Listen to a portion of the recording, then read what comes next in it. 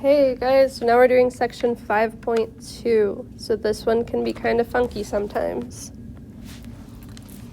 First thing first, if we're using the zero product property, all that means is we take our factors, set them equal to 0, and solve.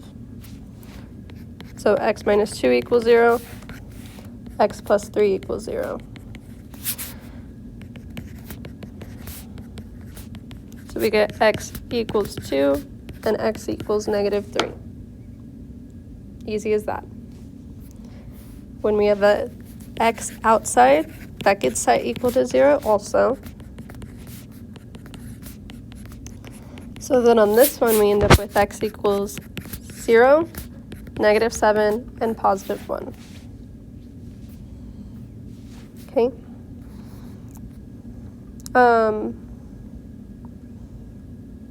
And then this one, we're going to end up with some fractions. Because we move our 5 over, we add the 5 over, we divide by 3. So we get 5/3 and positive 9. Okay?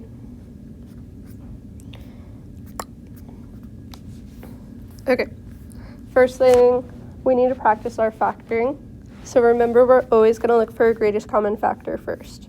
So if we look at this one, they all have x's. So I'm going to take out an x and rewrite what I have left. Okay. And then it's a normal quadratic. So we can do our x method. It's going to multiply to negative 6, add to negative 5. So we have negative 6 and positive 1.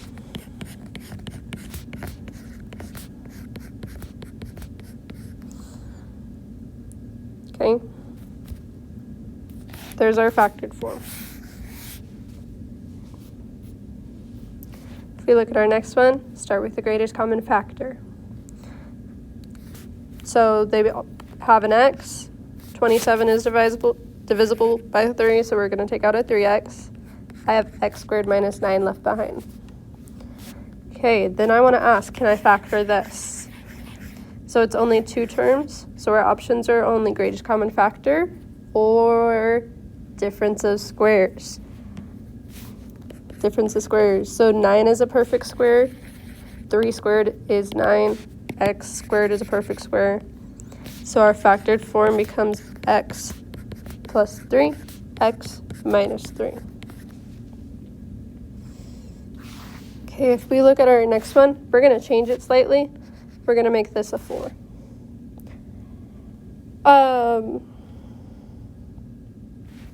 So start with the greatest common factor. We can take out a 3.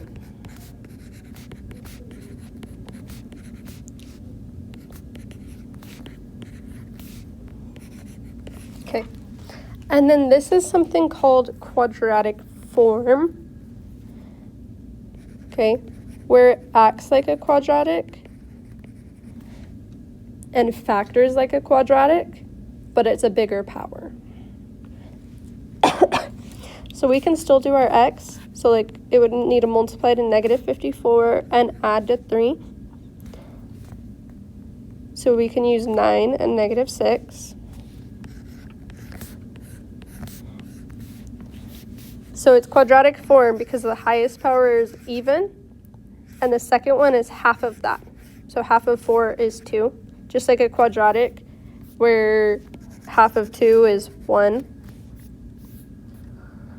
So when I do my factors here, I'm going to use x squared because it has to multiply back together to be x to the 4th. But then I'm going to use the numbers that I just found. And then we also have to check when we're doing this. If this was the other way around, where this was a minus sign, so say, for example, it was like our factors came down to this instead. Then we would have to go one step further and do difference of squares. Okay? And change that x squared minus 9 into x plus 3 and x minus 3. But that's only if it's a perfect square and has a minus sign. Okay, if we look at our next one, it's also quadratic form. So where the highest power is a 4, the second one is squared, so it's half of that, and the third one doesn't have anything. So we're going to do quadratic form. We're going to do what multiplies to 14 adds to negative 9, which is going to be negative 2 and negative 7.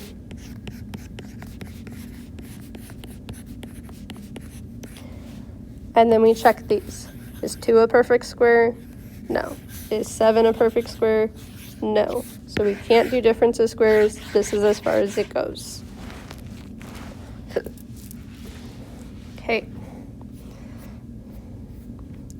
Then we're going to do factor by grouping. So all that means is we group the first two terms, group the second two terms. We are not multiplying these together. We're taking a greatest common factor out of both. So what can I take out of x cubed plus 6x squared? I can take out an x squared. And then negative 5x minus 30, I can divide those both by negative 5. If this term is negative, like this third term's negative, 99% of the time, you're going to take out a negative number, okay, to change the sign. So now if I look, my parentheses are the same, which means I can group together what's outside. Okay, so this is using our properties of, like our distributive property, but backwards. Where like if we were multiplying this times this, we would take this times both of these and this times both of these, but we're going backwards and putting them together instead. Okay, then we double check. Can we do difference of squares with this part? 5 is not a perfect square, so we cannot. So this is as far as we go.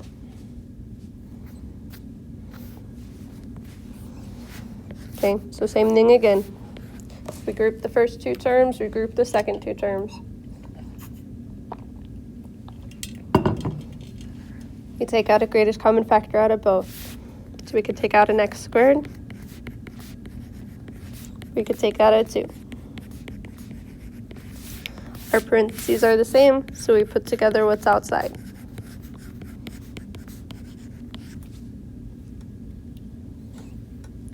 We double check. Can we do difference of squares? No, again, because it's a plus sign and this is not a perfect square, so it's not difference of squares. So this is our final answer.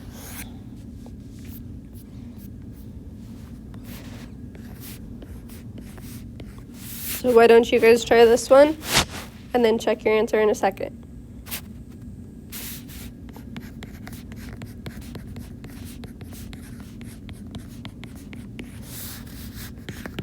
So we have x squared plus 2 times, that is supposed to be a minus sign right there.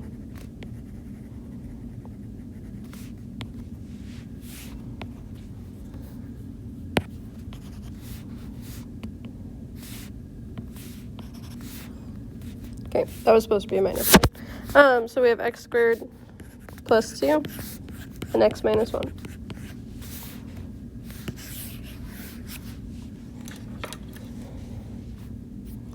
Okay, and then this is a new one. This is sum and difference of cubes. So like difference of squares, but a little bit bigger.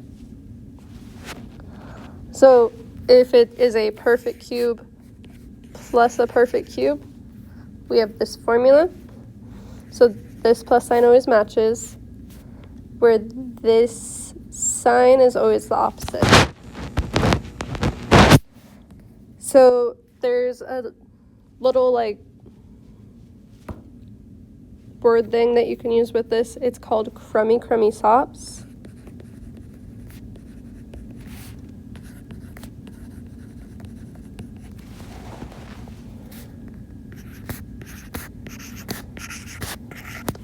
Where the crummy is the CR, it's cube root,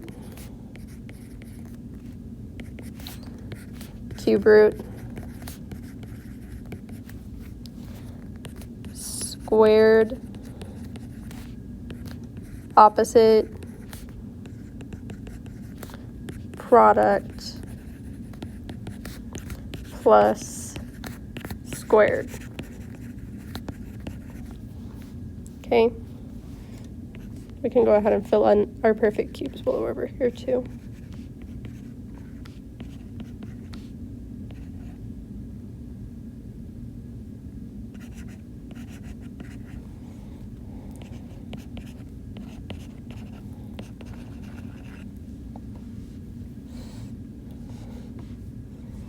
Okay, so then we can go and put this crummy sops with the formulas that we gave you. So cube root, squared, opposite sign, product, plus squared.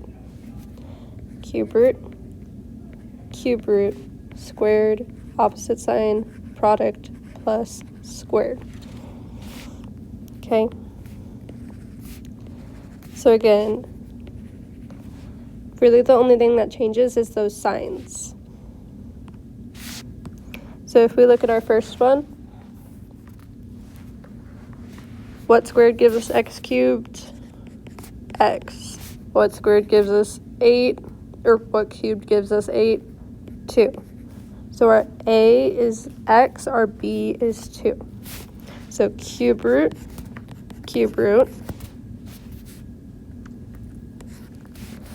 We take our first thing and we square it. We do our opposite sign. We multiply our a and b.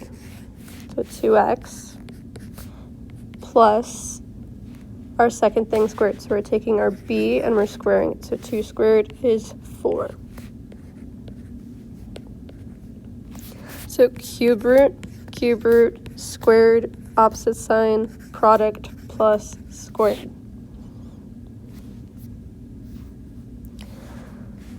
So then this one, our a is going to be x again. Our b is going to be 7. And notice this time it's a minus sign. So in our first set of parentheses, we're going to have a minus sign. And then squared. So we square our first thing, we square our x. Opposite sign, so a plus sign. Product, so 7 times x. Plus squared. So we square our 7. Okay, cube root, squared, opposite, product, plus squared. Okay, and then this one's a little bigger, so now we have something in front of our x also. So our a term is going to be 2x, because 2 gives us 8, x gives us x cubed.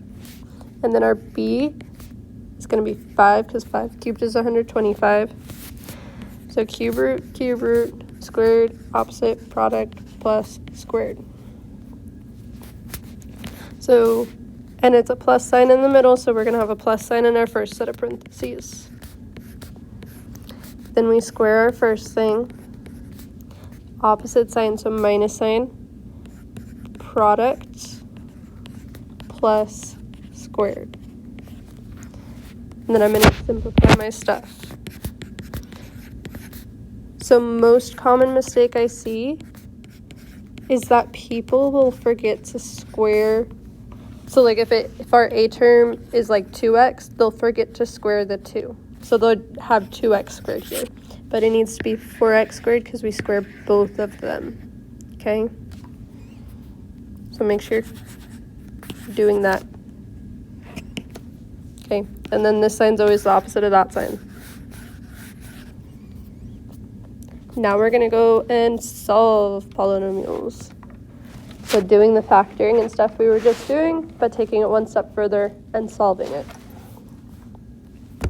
So our first one, greatest common factor, we can take out an x. Then it's just a normal quadratic. So what multiplies to negative 27 and adds to negative 6? Negative 9 and positive 3.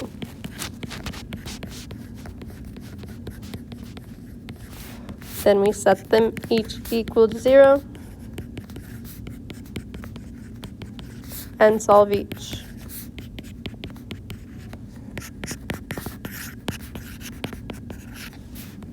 And circle our answer. So part of our answer is our factored form. Part of our answer is our answer. So make sure you have both of them. And remember, it always has to be equal to 0 first. So here we need to subtract our 25x over. And then we can take out a greatest common factor. Okay, two terms. Are they perfect squares? Yeah, 25 is a perfect square. It has a minus sign. So we're going to do difference of squares. So what squared gives us 25? 5. So we have x plus 5, x minus 5. So here is our factored form. We set them each equal to 0 and solve for x. So x equals 0, negative 5, and positive 5.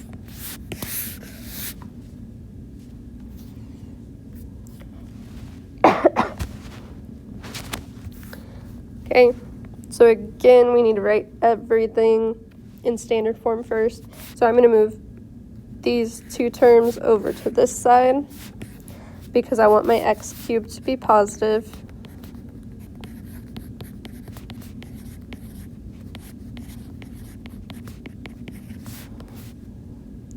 And then I take out a greatest common factor so I can take out an x.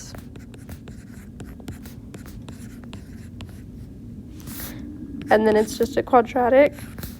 So what multiplies to negative 28 adds to 3, positive 7, and negative 4.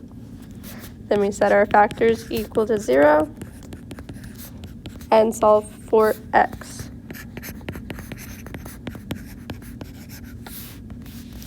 Remember, factored form, answers. You need both.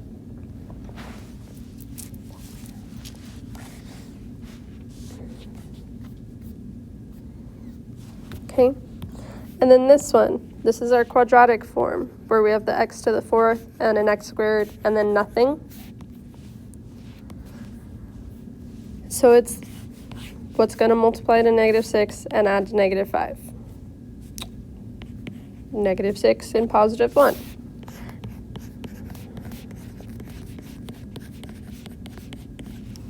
Okay, here's our factored form. We can't do difference of squares because neither of these are perfect squares. Well, this is a perfect square, but it's not a minus sign. So we can't do difference of squares. So now we're going to set them equal to 0 from here.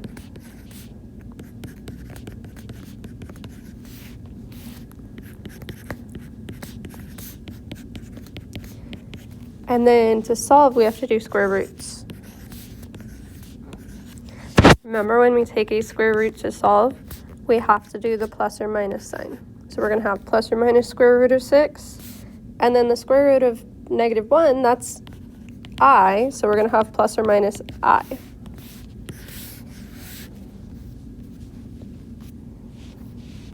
Okay. Another typo, that is supposed to be a plus.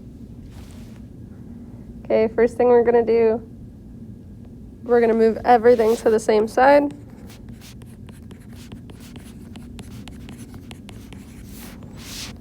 We have 4 terms, so that means factor by grouping.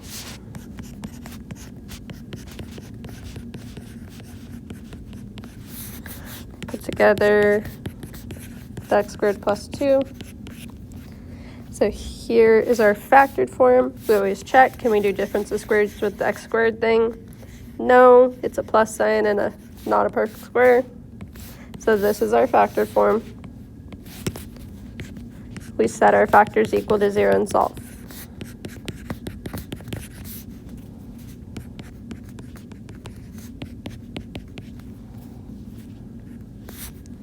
Okay, so this time we have to take our square root again. We're taking a square root of a negative, but the square root of 2 doesn't simplify. But since it's the square root of a negative, we have to have the I. So we have plus or minus I square root of 2, and then positive 1.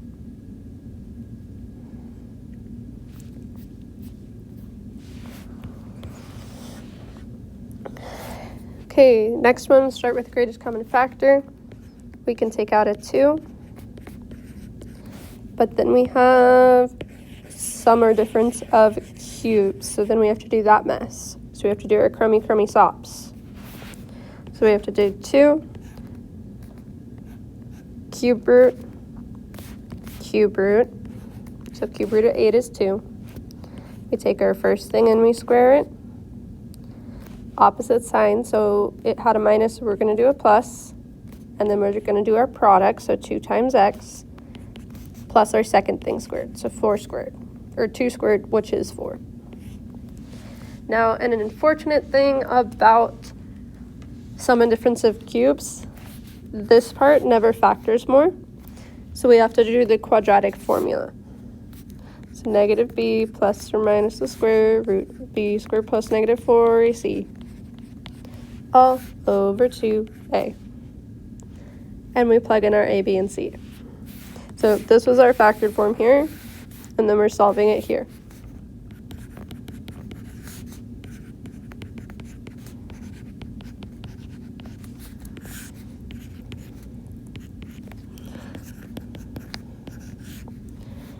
So we get negative 2 plus or minus the square root of negative 12 over 2. Negative 12. So the square root of 12 is 4 times 3. We square root both of them, so we have 2 root 3. Except it's negative, so it's 2i root 3. And then we can divide all of these 2's by 2. So then we have negative 1 plus or minus I square root of 3. And don't forget this one. So x equals 2 and that. And remember the 2 on the outside, this 2, doesn't affect our answer, but it is part of our factored form, so it needs to be there in the factored form. Okay? There we go.